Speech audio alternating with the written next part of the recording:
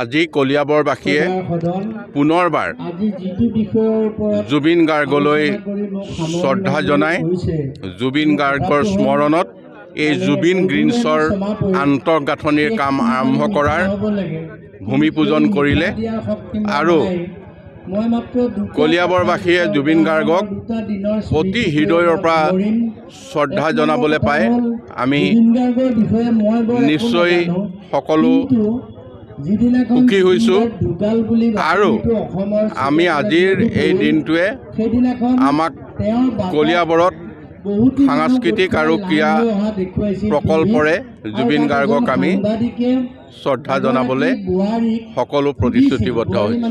বৰ্তমান ইয়াত 1 কোটি টকা খৰচ কৰি এই প্ৰকল্পটো আৰম্ভ কৰা হ'ব।